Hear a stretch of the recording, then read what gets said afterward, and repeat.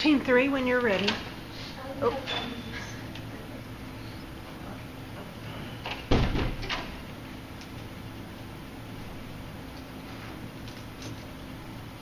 Oh, sorry about that. I got one to go get some water. Hi, my name is Luis. We're doing a presentation on how to present by us, because you know, presentation is all over the world. Next slide. It's important to have good body language, a good tone. You don't want to be nervous or monotone when presenting. Okay, there. And you also want to have a good posture, no slouching, arms crossed, and you don't want to have your hands in your pocket. Face the audience when you're speaking to them, and to make it seem like you're interacting with them. You also don't want to read directly off the slides.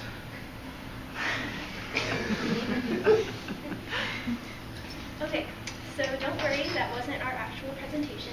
I know all of you have spent a lot of time going over how to deliver an effective presentation, whether it's in class or at professional workshops or what have you. And today we're going to go over some of those important points again, because when you go up and do a presentation, you want to sound knowledgeable and confident. You don't want to sound like Lewis and Silham just did. So the way we're going to do this is we'll start off by talking about how to develop your presentation. Then we'll go into how to practice your presentation and make sure your delivery is good.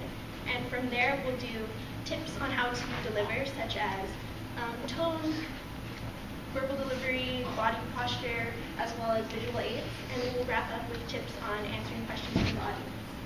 So without further ado, this is Presentations with Panache. This is Paul. And Justine is going to start talking about how to develop a presentation. Thank you. All right, before you can begin making a presentation, you want to know your audience, because they're the ones that are going to hear your presentation. They're the ones that are going to hear your ideas. And you want to ask yourself these 3 questions. What are their needs, what are their interests, and what are their concerns? Now, there's a few ways you can obtain that information. The first way is that you can post a survey or hand it out if you know who's going to be attending your presentation. Or if you don't have the means or time to do that, you can simply ask a few questions at the start of your presentation. And that way, you can tailor your presentation to meet their needs. You can really hone in on what interests them, and you're not going to talk about something that they find irrelevant or uninteresting.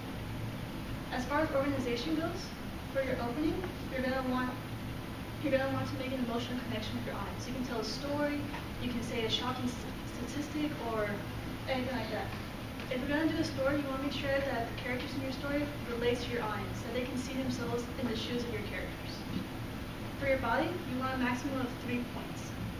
And also, you're going to want to go over some pros and cons of your ideas, because that way your argument is going to have more credibility, and your audience can really see how your ideas benefit them.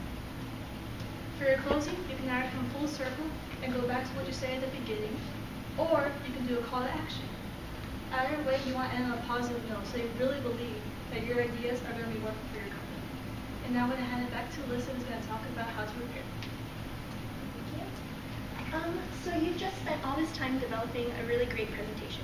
So now the most important thing to do is practice to make sure your delivery is just as good as your content is. And when I say practice, I don't mean running through it just once on the day of, because you're just not going to get the results that you want.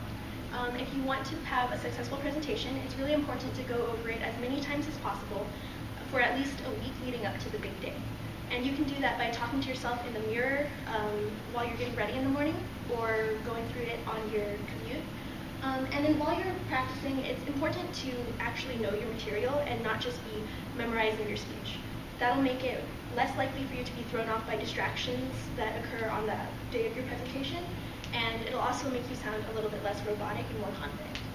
And one last tip is that if you're a little bit nervous about public speaking and talking in front of an audience, it could be helpful to go over your presentation with friends or family, because then you'll get used to talking to an audience in a more comfortable setting. And that'll also make you more mindful of your tone and body language. And with that, we'll go on to Zoe, who's going to tell you more about tone and body language. Thank you, Alyssa. Tone. It's very important. Say you're talking to someone, you're texting them, and you're like, "How are you doing?" And they just respond, "I'm fine." You're like, "Are you fine though?" So, of course, tone is something that you need to work on, and presentations are not an exception. In fact, once when I was younger, I had a teacher, and she was such a happy person, probably one of the happiest happiest people I knew. And that turned out to be a double-edged sword. We got into a conversation about something very morbid, about war, and she couldn't turn her happiness off. And so we began to speak about the casualties, and she listed these horrible deaths with a smile on her face. And the audience was terrified. They were like, the person next to me leaned over. She was like, I didn't know her teacher was a sadist. And I was like, you know, you learn something new every day. So, with that being said, you can see how important it is to make sure your tone matches your material. Make sure you know your material very well before you start to speak about it, and match your tone accordingly. Another very important thing is your body language. Body language is very important. You have to act confident when you're presenting. Pretend, even if you don't feel confident, like you know exactly what you're going to say. That way people will listen to you and they will believe in you. And this way you can also get people to understand what you're saying better. Because if you're unsure about what you're saying, you'll start to talk in a ramble and nobody will know what you're saying. So, some tips. Hand movements. Keep them at a minimum. Eye contact. Look around the room. Pick a few people before you start speaking to look at periodically. Finally, posture. Make sure your back is straight. Keep your shoulders relaxed. Just act confident. And now we will hand it to Sophie. Alright, so let's talk about PowerPoint. The main purpose of PowerPoint is to serve as a visual aid. This means you want your PowerPoint to enhance, but not summarize your presentation. PowerPoint should be entertaining and engaging, and a good way of achieving this is by adding images. PowerPoints rely on images to bring life to your presentation.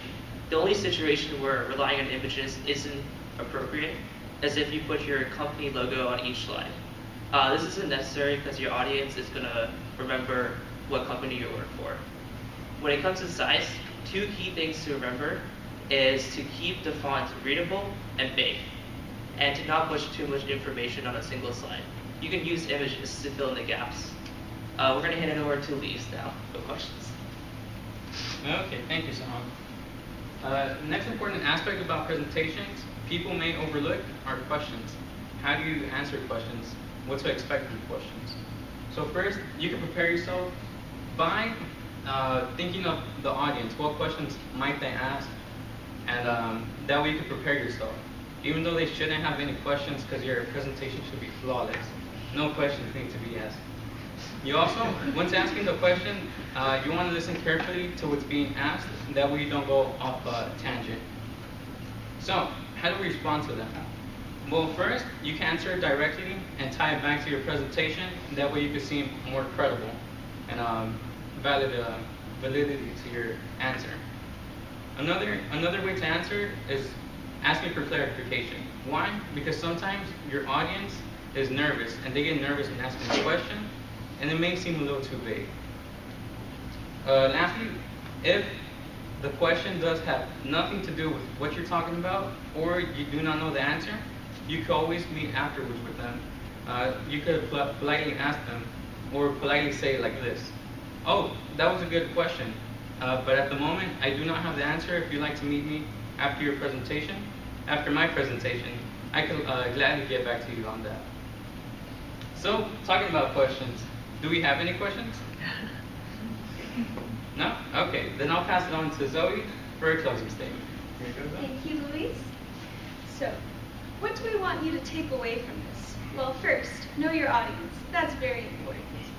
If you know your audience, you can tailor your presentation to what they would want to see. Another thing, practice. Practicing is very important as well, because you don't want to go up unprepared. It'll just end up unorganized and you'll seem not very confident, which brings me to the next topic, tone and posture. You want to sound confident and you want your tone to match what you're talking about. And finally, you want to have a good question answering prowess.